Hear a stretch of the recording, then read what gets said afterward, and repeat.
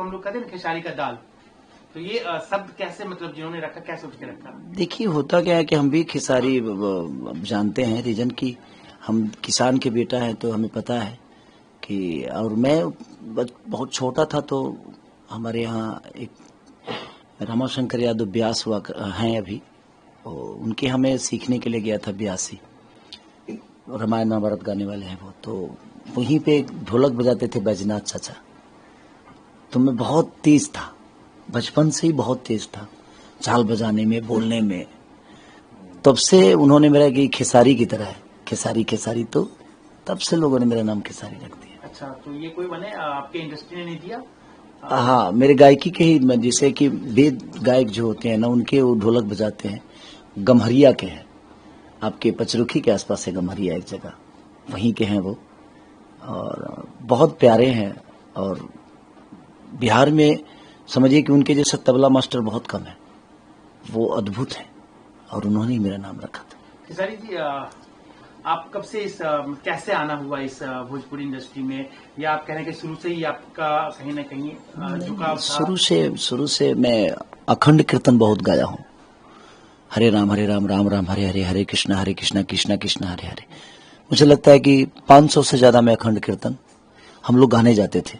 हमारे यहाँ के कृष्णा बेदर्दी, पवन पांडे, जो कि मेरे गांव के ही हैं, तो हम लोग, हमारे गांव में बहुत गाना बजाना का बहुत कम था, लेकिन मैं जब इसमें आया इस लाइन में, उसके बाद से अखंड कीर्तन गांव गांव पे, उस समय खाने की बहुत कष्ट थी, तो हम लोग रात में जाते थे ताकि हम लोग को खाना भी मिल जाएगा, उस हिसाब से हम लोग जाते थे। और कहीं ना कहीं उसका योगदान बहुत है मेरे जीवन में, अखंड कीर्तन का।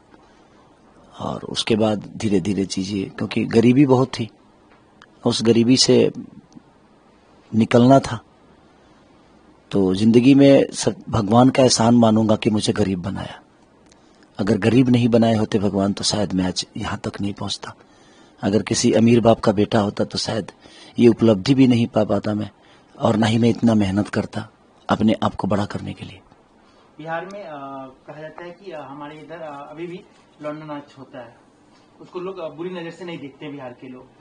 तो मुझे जो पता चला कि आपने वहां से शुरुआत की और यहाँ तक नहीं, लौंडा नाच मैंने कभी किया नहीं है।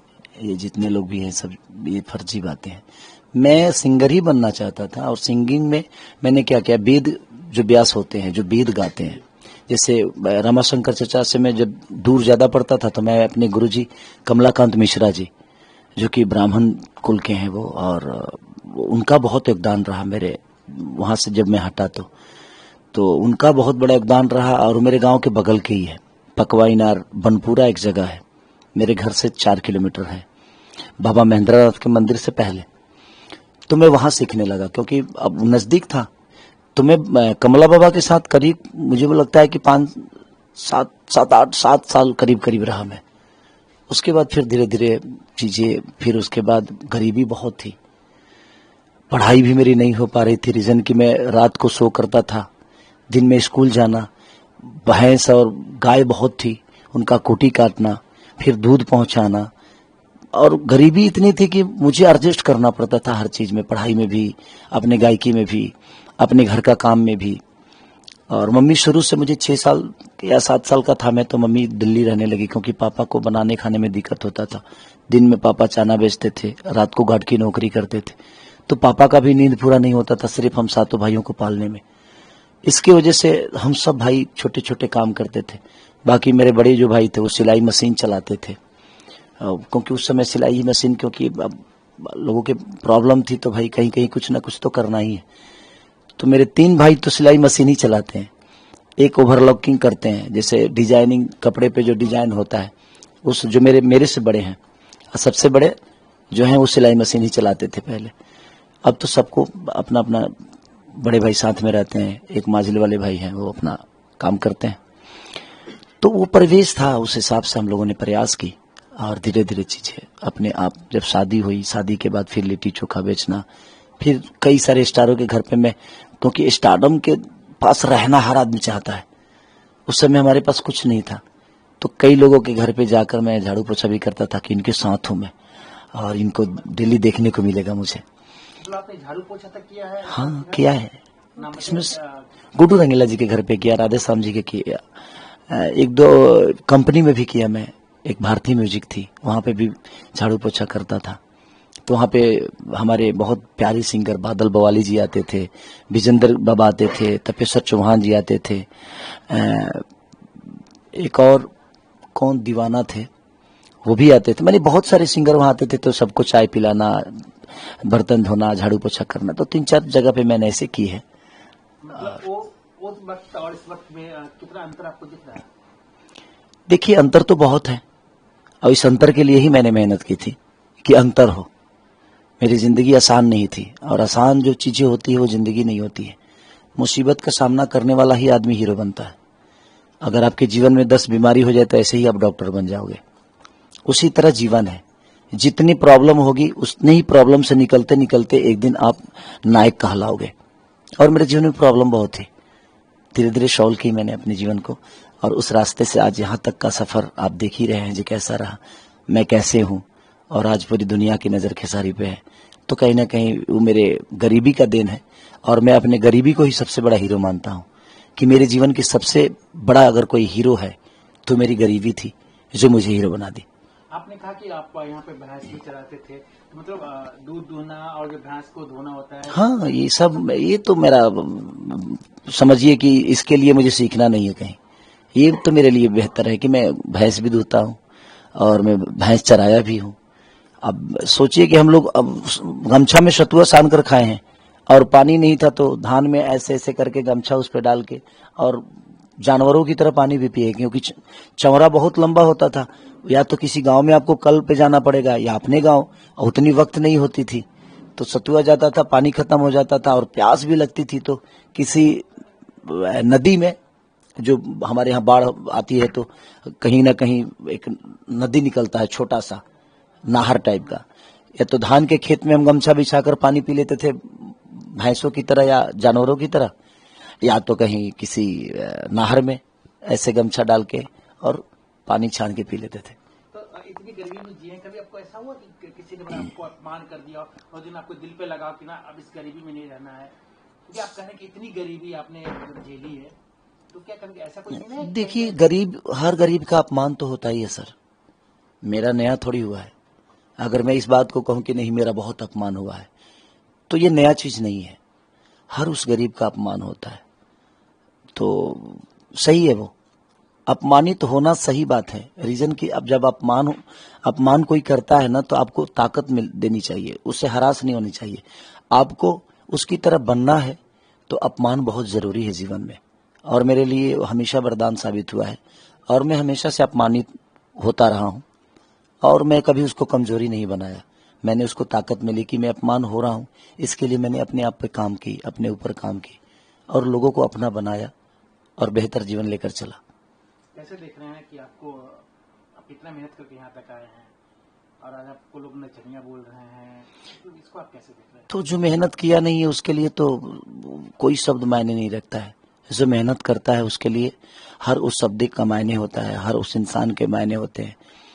कोई बात नहीं, कोई नचनिया बोलता है, वो भी बड़े बड़े भाई हैं और उनका सम्मान है, मिलेंगे तो हमेशा से उनको प्यार करूंगा मैं। मेरे लिए वो व्यक्ति विशेष कभी दुश्मन रहा नहीं, और ना ही व्यक्ति विशेष का मैं जवाब देता हूँ। मैं उनके विचारधारा के, उनके शब्दों को जवाब दे सकता हूँ, बट देखा जाए तो बड़े बड़े हैं मेरे से, उनको उतना हक है मुझे बोलने का। बट ठीक है, चुनाव जीतने के लिए किसी को अपमानित करना सही नहीं है, और अपने शब्दों पे हमेशा इंसान को कंट्रोल करना ही चाहिए, चाहे वो मैं हूँ या कोई भी आदमी हो, क्योंकि समाज में आपको लोग मानते हैं और आपके शब्द सुनते हैं। तो प्रयास हमें यही होना चाहिए कि आने वाली पीढ़ी ऐसे शब्दों का उच्चारण ना करे, क्योंकि हम उस शब्दों के साथ जब जाएंगे तो हमारी आने वाली पीढ़ी को भी लगेगा कि नहीं यही शब्द सही है, तो शायद वो भटक जाएंगे। जिनको आप अपने बड़े भाई मित्र मानते होंगे, जो आपकी इंडस्ट्री के हैं, और अभी किशन भी आए तो यहाँ पे गरज के गए, निरहुआ भी आपके बारे में क्या कहा आपको पता ही होगा, तो इन सब चीजों को आप कैसे, मतलब आपको लग रहा है कि ये ठीक है, फिर तो आप चुनाव के बाद तो फिर एक ही इंडस्ट्री में काम करेंगे, तो इतनी जो कटुता बढ़ती जा रही है? नहीं नहीं नहीं, सही है, वो पार्टी के बंधन में उनके लिए रिश्ते मायने नहीं रखता है, उनके लिए पार्टी मायने रखती है, मेरे लिए रिश्ते मायने रखते हैं। मैंने तो मनोज भैया का भी प्रचार किया है, भाजपा का भी प्रचार किया है, विनय बिहारी भैया का प्रचार किया है, मैंने करीब करीब मैंने हमसे हमेशा से बड़े भाइयों का सम्मान मैंने की है और मेरे लिए आजीवन मेरे बड़े भाई हैं। ये चुनाव आज है, फिर 5 साल बाद आएगा, बट रिश्तों को मैं इतना कमजोर नहीं करता। हाँ, उनके शब्द मेरे लिए हो सकते हैं और उन्होंने इंडस्ट्री को बहुत कुछ दिया है जहाँ पे हम लोग गए हैं, लेकिन आज मेरे इंडस्ट्री से अलग हटके मैं कुछ करना चाहता हूँ तो शायद उनका दुश्मन बना हूँ मैं, बट कोई नहीं, उनका छोटा भाई हूँ। हो सकता है मेरे जुबान से कुछ गलत निकल गया हो, उसके लिए वो नाराज हैं और वो बोल रहे हैं तो बोलने दीजिए, क्या फर्क पड़ता है। इतने दिन से तो मैं उनका आशीर्वाद लेकर आता हूँ, तो उनके 2 शब्द मुझे छोटा नहीं बना सकते, क्योंकि उनके लिए मेरे लिए उनका रिश्ता बहुत मायने रखता है। तो मैं शब्दों से नहीं बल्कि इस इंसान से प्यार करता हूँ। मिसाली जी, हम ये जानना चाहेंगे कि जब आज के दौर में जितने भी सेलिब्रिटी हैं, वो बॉलीवुड के हो या किसी भी छोटी इंडस्ट्री का, सब बीजेपी ज्वाइन कर रहे हैं। बिहार में भी अभी एनडीए की सरकार है, तो आपने कैसे चुन लिया जो अपोजिशन में है उस पार्टी को? आपने क्वेश्चन को कोई बात नहीं, तो आपने कैसे चुन लिया आरजेडी को? देखिए, मैंने नहीं चुना, मैं शुरू से उस परिवार का चुनता तो उसको है आदमी जो दूर रहता है। शुरू से मैं लालू चाचा के परिवार से जुड़ा हूँ और आज से नहीं, मुझे लगता है कि 10-15 साल पहले से हमारा एक रिश्ता है उनसे, बाप बेटे का। जब चाचा का तबीयत खराब था तो चंदा ही खाना बनाकर बम्बई में उनको, क्योंकि वो भी देहाती खाना बहुत खाते हैं, साग रोटी या दल पिट्ठी या मकई के भात, इस टाइप की चीजें मैंने उनके जहन में रहता है, लिट्टी चोखा।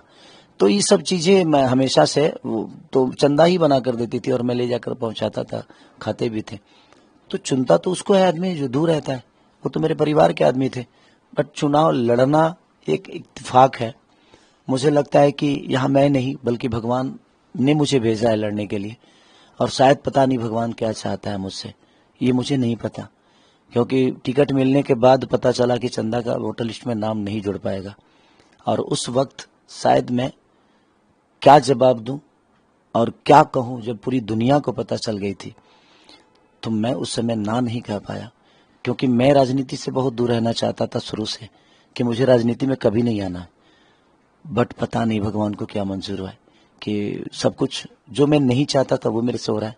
बट कोई नहीं, ये भी एक अवसर है और तेजस्वी भैया ने मुझ पे विश्वास जताया है। और छपरा की जनता जो है बहुत प्यारी जनता है, और छपरा नहीं पूरी बिहार की जनता बड़ी प्यारी है और बड़ी सम्मानित है। आज मैं जहां भी जा रहा हूं ऐसे लग रहा है कि अपने बच्चे की तरह मुझे गोद में सब उठा लेते हैं। हाँ, मैं अपने ऑडियंस से कहना चाहता हूं कि भाई, जितने भी लोग हैं उनका कहना है कि ये जितनी भीड़ आ रही है वो सेल्फी वाली है, तो अब आपको ताकत दिखाने की जरूरत है। आप बता दो कि सिर्फ सेल्फी ही नहीं बल्कि वोट डालने का भी अधिकार और सरकार बदलने की भी ताकत रखती है। तो अब आप सब पे निर्भर है कि आप इस सरकार को बदलने में कितना योगदान खेसारी और तेजस्वी भैया को दे रहे हैं। आप अधिकांश बड़े नेताओं, बड़े जब हीरो से मिलते हैं तो उनसे पूछते हैं कि आप आएंगे क्या बिहार, जो बिहार से बिलोंग करते हैं, क्या पाएंगे नेतागिरी में? तो बोलते नहीं, अभी तो मेरा बड़ा अच्छा दुकानदारी चल रही है, हम क्यों आएंगे?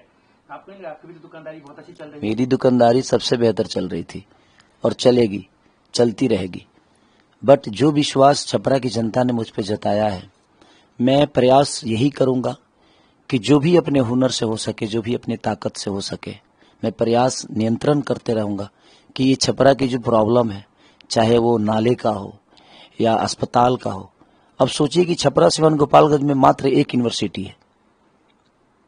इस 20 साल में मात्र इनका सरकार है, एनडीए की सरकार है, और मात्र एक यूनिवर्सिटी है, जयप्रकाश नारायण यूनिवर्सिटी नाम है उसका शायद, और उसमें भी 6 साल बच्चों को पास आउट होने में लग जाता है।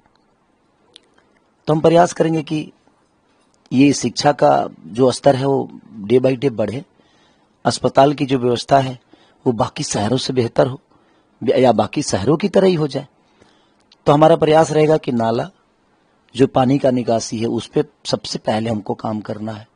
अपने हुनर से जो हो सकेगा प्रयास करूंगा। छपरा के लोगों से ही पूछूंगा कि हम लोग जो पढ़े लिखे लोग हैं, जो इस विषय को ज्यादा जानते हैं, मैं सबको लेके चलूंगा ताकि वो हमें रास्ता बताए और हम लोग उस रास्ते पे चल के और अपने छपरा को बेहतर दिशा में ले जाए। ये तब होगा ना जब आपकी सरकार यहाँ पे आएगी। अगर सरकार आ भी गई तो केंद्र में तो सरकार बीजेपी की है, तो सामंजस्य कैसे बैठेगा, काम कैसे आप कर पाएंगे? फिर क्योंकि हमेशा से कहा जाता है ना कि जब विपक्ष ये राज्य बताइए, में विपक्ष की सरकार रहती है और केंद्र में अगर मैं तो बिहार से हूँ, पर मुंबई में जाके बेहतर कर पा रहा हूँ ना। करने वालों के लिए कोई जगह मायने नहीं रखती है, सरकार मायने नहीं रखती है। आपके मन में किसी के लिए श्रद्धा होनी चाहिए, इच्छा होनी चाहिए, करने की वो ताकत होनी चाहिए। आप दुनिया के किसी कोने में जाके अपने आप को बड़ा कर लेते हो ना, तो जब आप अपने आप को बड़ा कर लेते हो तो अपने लोग के साथ मिलके आप अपने शहर को बड़ा कैसे नहीं कर सकते। प्रयास करने से कुछ भी हो सकता है। हम लोग प्रयास करेंगे, बहुत नहीं होगा, कुछ तो होगा, धीरे ही चीजें सुधरेगी। बट प्रयास करने में क्या जाता है, एक बार प्रयास करते हैं, शायद बेहतर हो जाए। आपके बीजेपी के बहुत सारे नेताओं से अच्छे संबंध रहे हैं, हमने भी देखा है। तो यहाँ के नेता अच्छे हैं बीजेपी की या दिल्ली के मोदी जी? देखिए नेता कोई अच्छा नहीं होता है। नेता बन के इंसान कुछ नहीं कर सकता है। आपको जिस तरह आप अपने परिवार के बेटा हो, उसी तरह आपको अपने समाज का बेटा बनना पड़ेगा, तभी आप समाज के लिए बेहतर करते हैं और तभी कर पाओगे आप। और जहां तक रही सवाल संबंध की, तो मेरे आज भी हैं और वो आजीवन रहेंगे। मेरे संबंध से ऐसा नहीं कि छपरा का भला होगा, संबंध अलग विषय हो गया। वो तो मैं किसी रिश्ते में हूं और उस रिश्ते को मुझे अपनाना है और रिश्ते से बेहतर पाना है, तो मैं हमेशा प्रयास करूंगा। मुझे परहेज नहीं है। अगर हमारे रवि भैया के पास बेहतर प्लान होगी तो मैं उनसे भी सलाह लूंगा कि भैया मेरे छपरा के लिए क्या प्लान है आपके पास। मैं सम्राट चौधरी भैया से भी पूछूंगा कि भैया बिहार के लिए क्या प्लानिंग आप लोगों ने बेहतर की है। हम लोग सब मिलकर करते हैं। पक्ष विपक्ष जनता के लिए नहीं होता, सच पूछिए तो करने वालों के लिए ना। पक्ष विपक्ष कोई मायने रखता नहीं है, मुझे जहां तक मैं सोचता हूं। बाकी लोग क्या सोचते नहीं पता, बट मुझे लगता है कि बिहार को बेहतर बनाना है तो मेरा सहयोग करेंगे तो ठीक है, नहीं करेंगे तो हम और भी तो रास्ते हैं। पटना जाने के लिए कोई जरूरी थोड़ी है कि यही हाईवे है। जिसको जाना होता है वो तो नाव पार करके भी चला जाता है। तो जाने वालों के लिए रास्ते की कमी नहीं है। जिसको नहीं जाना है उसको हाईवे भी दे दोगे तो वो घर पे ही बैठे रहेगा। अभी आपका मैंने एक वीडियो देखा है और वायरल हो रहा है कि आप मोदी जी की बड़ी तारीफ कर रहे थे, तो सच में आपका वीडियो है या? नहीं, बिल्कुल तारीफ करता हूं मैं, आज भी कर रहा हूं। वो बुरे कभी नहीं है, बट उनकी सोच हमारे बिहार के लिए क्यों नहीं हुआ, मेरा सवाल हमेशा से उनसे रहेगा ये। मैं अपने पिता हैं, वो मेरे हम सबके पिता हैं। देखा जाए तो हमारी उम्र बहुत कम है, बट मुझे लगता है कि जिस बिहार में मैं हूं, उस बिहार में आज 15 साल से केंद्र में सरकार उनका है, 20 साल से बिहार में है। उसके बावजूद भी बिहार के लोगों को एक रोजी रोजगार, एक बेहतर यूनिवर्सिटी या एक बेहतर कॉलेज या एक बेहतर अस्पताल क्यों नहीं मिला। लोग पलायन का इतना पलायन है कि आप सोच नहीं सकते। वो सिर्फ हमें ट्रेन क्यों देते हैं, हमें फैक्ट्री क्यों नहीं देते, हमें अपने परिवार में रहने क्यों नहीं देते। वो हमेशा से ट्रेन पास करते हैं कि आप लोग अब सुविधा से जाइए और सुविधा से आइए। आप अपने गुजरात को कितना बेहतर बनाए। मैं चाहता हूं कि गुजरात का आधा ही बना दीजिए हमारे बिहार को। हमें चुनाव लड़ने की जरूरत ही नहीं है। आप बेहतर करो ना, हम आपके साथ हैं, हमें कोई दिक्कत नहीं है। क्योंकि बेहतर जब तक बिहारी नहीं रहेगा तो हम यहाँ के रह के एक बेहतर नागरिक हम कैसे कहलाएंगे। आपके मुंह से मुझे शोभा नहीं देता कि एक कितने बड़े अहदा पे हैं हमारे माननीय प्रधानमंत्री जी, और वो जब जंगल राज की बात करते हैं ना तो मुझे खुशी नहीं दुख होता है कि हमारा जंगल राज उतना बड़ा नहीं था जितना आप लोगों ने बना दिया उसको। पूरी दुनिया के नजर में एक इतने बड़े अहदा पे होने के बाद आपने बिहार को लोगों को ऐसे, क्योंकि अब पूरी दुनिया तो यही समझती है ना कि बिहार एक जंगल राज है। यहाँ कोई भी फैक्ट्री लगाने से डरता है, आज भी डरता है, क्योंकि अपने नेताओं के मुंह से ही सुनता है कि जंगल राज है। तो इसलिए सर कहीं ना कहीं फैक्ट्री लगाने वाले भी व्यापारी कहते हैं कि नहीं यार वो जंगल राज है।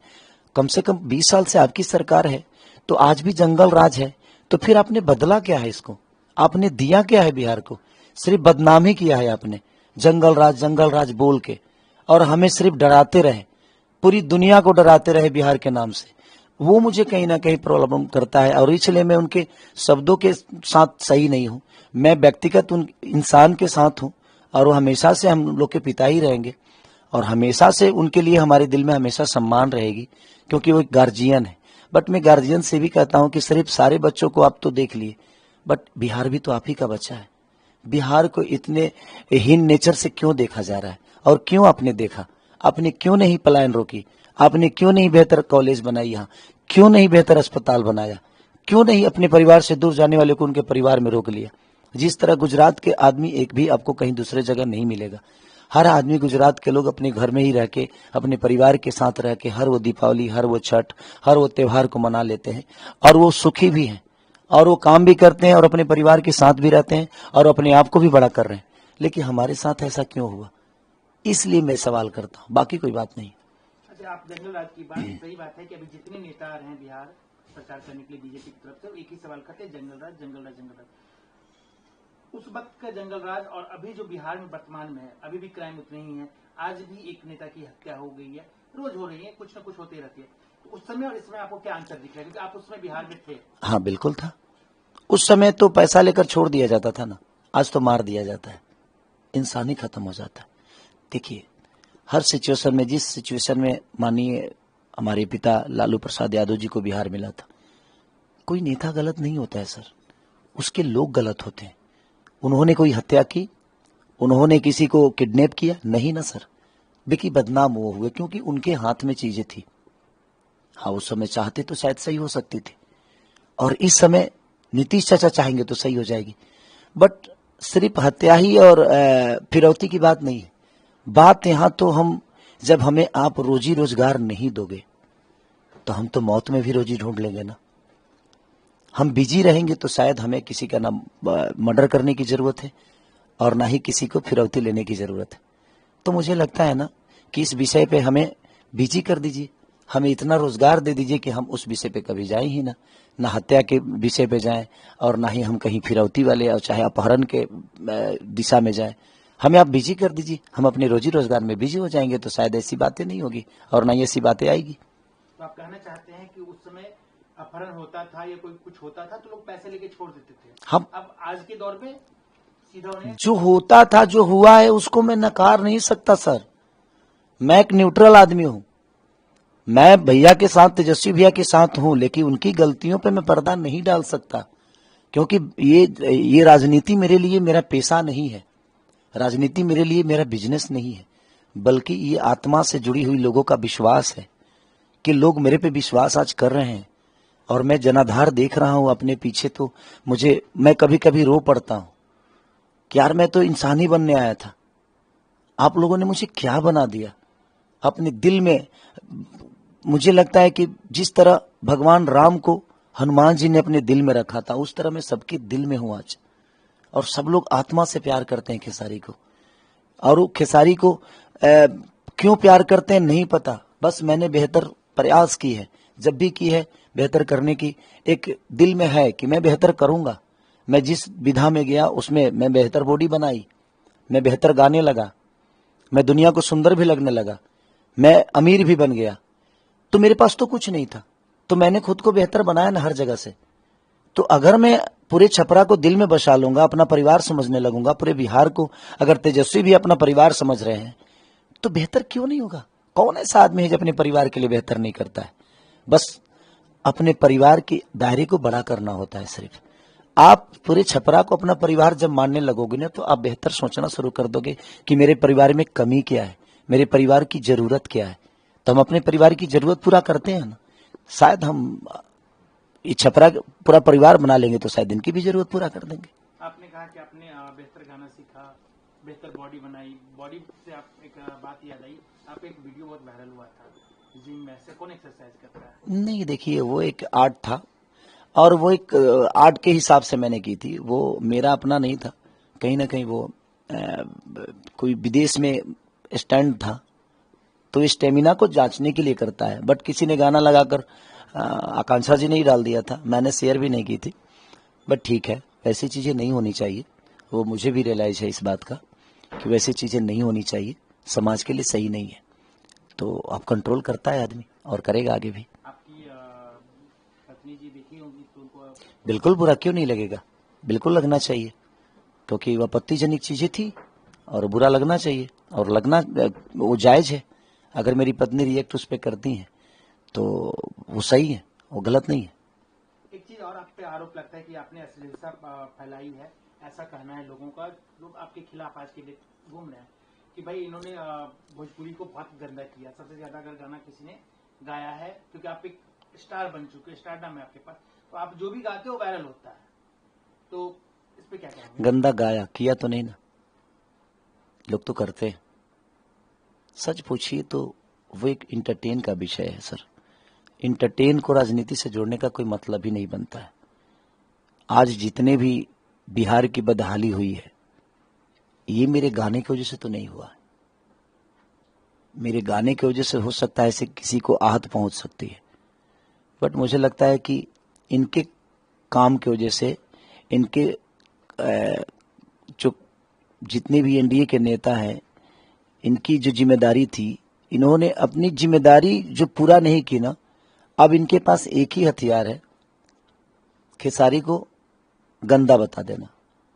मैं तो भाई मुझ में गंदा हूं, मान लिया थोड़ी देर के लिए, बट आपने बिहार को रोजगार कितना दिया उस पर बात करिए ना। मेरी गंदगी को छोड़ दीजिए, मैं बहुत बुरा इंसान हूं, मैं अपने आप को मान लिया थोड़ी देर के लिए, बट मेरे बुरा होने से बिहार की हालत खराब तो हुई नहीं। ये जो सिस्टम बिगड़ा है, नाले का जो आज सारे, आप जाइए छपरा में तो व्यापारियों के करोड़ों करोड़ों रुपए बर्बाद हुए हैं सर। अगर एनडीए की सरकार 20 साल से चाहती तो शायद छपरा का भला हो सकता था, बट नहीं हुआ वो चीजें। तो ये जितने भी व्यापारियों की चीजें बर्बाद हुई, क्या मेरे गाने की वजह से तो हुआ नहीं है सर। आज जो व्यवस्था बिगड़ी है मेरे गाने की वजह से तो बिगड़ी नहीं है। आज जो बोल रहे हैं हत्या हुई है मेरे गाने की वजह से हुई है। जो पारस अस्पताल में घुसकर गोली मार दिया गया, क्या मेरा गाना बजाकर मारा गया। जो एक व्यापारी की हत्या हो गई, कम से कम 6 महीने में 52 से 53 मर्डर हुए थे सर। आज यहां की मैं आपको समस्या बता दूं, जिस जगह पे आप बैठे हैं डोरीगंज, यहां पे करोड़ों लोगों का बिजनेस होता था बालू के धंधे से। आज सब रोड पे हैं, सबके सब बालू पे रोक लग गया। उसके वजह से आप जाकर एक बार हालत पूछिएगा, बालू व्यापारियों की स्थिति क्या है। बालू जो ढोते थे बेचारे, उन वर्करों की स्थिति क्या है। ट्रक के 8-8 करोड़ रुपया चालान भरा गया है सर। कहां से कोई कमाएगा। आप बेहतर बिजनेस दे नहीं रहे हो, और हम अपने हुनर से अगर कर रहे हैं तो उस पर भी आप इतना टैक्स लगा देते हो। कितना मर जाएगा आदमी सर, पागल हो जाएगा। एक तो रोजी देते नहीं हो, जो रोजी हमारे पास है वो भी छीन लेते हो। तो क्या करे कोई, कैसे जिएगा बिहार में, ये समस्या हो गई है। बालू पे ही नहीं रोके, दारू पे भी रोके। छोड़िए, अब दारू पे कितना रोके है आपको भी पता है, और हमें भी पता है, और पूरी दुनिया को भी पता है। तो उससे बेहतर होता कि भाई आप ठेका चालू ही कर दो। ऐसे भी पीने वाले, देखिए जिसको जो करना है उसको आप मना नहीं कर सकते सर, रोक नहीं सकते।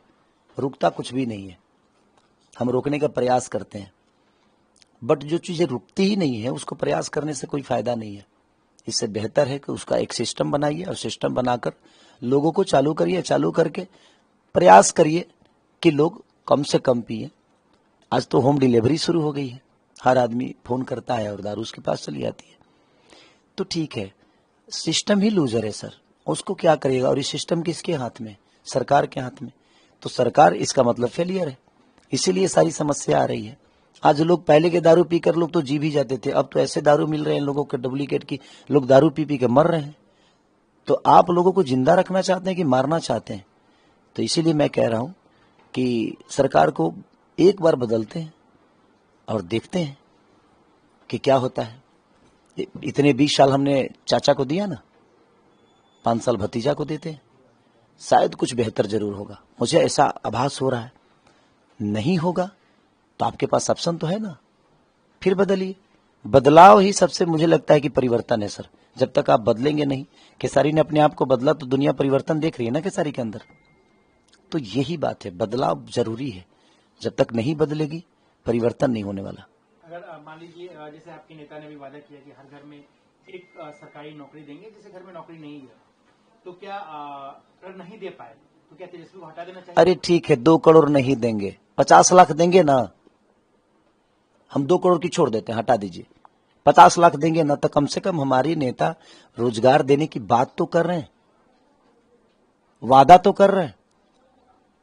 एनडीए की सरकार तो वादा भी नहीं करती है, वो तो सिर्फ जंगल राज की ही बात करती है। जंगल राज की बात करेंगे, और नहीं तो हिंदू मुस्लिम की बात करेंगे, नहीं तो मंदिर मस्जिद की बात करेंगे, पाकिस्तान हिंदुस्तान की बात करेंगे, सनातन की बात करेंगे। वो सिर्फ बात करेंगे, और बात भी करेंगे आपके जीवन से अलग, जिससे हमारा जीवन चलना चाहिए, जिससे हमारा जीवन चलता है, चाहे जिससे जीवन हम जी सकते हैं, उस पर कोई बात नहीं होती है। सिर्फ बेमतलब की भड़काऊ बातें होगी। हिंदू मुस्लिम लड़ा दो यार, उसको उस जात से उस जात को लड़ा दो यार, उस जात से उस जात को। हमारे यहाँ तो सब में जितनी जात नहीं है ना उतने नेता हो गए हैं। तो लोग बोलते नहीं है कि ढेर जोगी मठ के उजार। हर जाति का एक नेता बन गया है। आप सर इतना बेहतर कर दो ना कि दुनिया आपके लिए जाति ना देखे। अगर आप बेहतर इंसान बनोगे और बेहतर अगर कर जाओगे, अगर कल मैं छपरा के लिए बेहतर कर गया थोड़ी देर के लिए मान लीजिए, क्या मुझे जात देखकर लोग वोट देंगे? लोगों को विकास चाहिए कि जात चाहिए? लेकिन यहां तो लोगों को भटका देना है कि नहीं जात ही हमारा बेहतर करेगा। नहीं करेगा भाई जात बेहतर करने के लिए ना इंसान के दिल में श्रद्धा होनी चाहिए किसी के लिए। और जब तक दिल में श्रद्धा नहीं होगा ना किसी के लिए बेहतर आप कैसे कर पाओगे? छपरा को पूरा परिवार बनाना पड़ेगा। अब परिवार में कोई जात नहीं होता है, परिवार होता है वो। और मुझे अपने छपरा को परिवार की तरह बना के चलना है। और मैं चाहता हूं कि हर समुदाय के लोग, उनके लिए शायद मैं अलग कास्ट का हूं, लेकिन मेरे लिए सब लोग मेरे हैं। मैं किस जाति से हूं मुझे पता नहीं। मैं एक इंसान हूं और इंसान के तौर पे ही अपने जीवन को चलाना चाहता हूं। छपरा में दो जाति का जो है बोलबाला है, लोग कहते हैं, और दिखता भी है वर्चस्व की लड़ाई करके, एक बबुआन एक अहिरान। तो बट मेरे पे लागू नहीं होता। मुझे लगता है मैं 2 जगह सिक्के से तौले गया, वो बबुआन ही थे। बट उन्होंने अपने घर में बुला बुलाकर एक बेटे की तरह मुझे सम्मान दिया। हर जाति के लोग, मेरे पे लागू नहीं होता। ये नेताओं के लिए लागू हो सकता है, एक बेटा के लिए नहीं हो सकता। बेटा एक पिता के लिए हमेशा उसका बेटा रहता है, एक माँ के लिए हमेशा बेटा रहता है, वो एक भाई के लिए हमेशा एक भाई रहता है। तो मुझे तो इस रिश्तों में ज्यादा दिलचस्पी है। मुझे किसी जात में दिलचस्पी नहीं है कि मैं इस जात का हूं, मैं उस जात का हूं। मैं सबसे मिल रहा हूं और मुझे प्यार भी, एक जिस घर में जा रहा हूं एक बेटे की तरह प्यार और सम्मान मिल रहा है। तो मैं कैसे मानूं कि ये दूसरे जात से हैं? क्योंकि मुझे तो भाई सम्मान मिल रहा है एक बेटे की तरह। तो जब मुझे बेटे की तरह सम्मान मिल रहा है तो मैं कैसे मान लूं कि ये किस जाति के है और इस जाति का है? ये तो मेरे पे लागू नहीं होता कि मैं किस जाति का हूं और वो किस जाति का है। मेरे पे बस एक बेटा है, ये बेटा उस घर में जाता है तो बस बेटे का सम्मान मिलता है इसको। मैं इसीलिए उस परिवार को अपना मानता हूं। वो किस जाति का है वो दूसरे का विषय है। एक नेता के लिए हो सकता है, बट एक बेटा के लिए जात मायने नहीं रखता। आपके सांसद अजीत प्रताप रूडी हैं, कैसा, उनको क्या कहेंगे? मेरे बड़े भैया की तरह है, वो हमेशा से रहेंगे। बट उनसे भी शिकायत उनके कार्य के लिए मैं कर सकता हूं कि छपरा भी उनके पास भी छपरा, मुझे लगता है कि 15 साल की 10 साल 15 साल रहा उनके हाथ में। बट वो चाहते तो छपरा की सिचुएशन बदल सकती थी। और आज जो केंद्र को यहां आना पड़ रहा है, किसी को आने की जरूरत नहीं थी। वो नामांकन करते और चुनाव जीत जाते, क्योंकि वो किए होते तो जीत जाते। आज आपको आने की जरूरत पड़ रही है, लोगों को बताने की जरूरत पड़ रही है कि मुझे वोट दो। क्यों? इसी से आपको समझ में नहीं आ रहा है कि आपने कुछ किया ही नहीं है।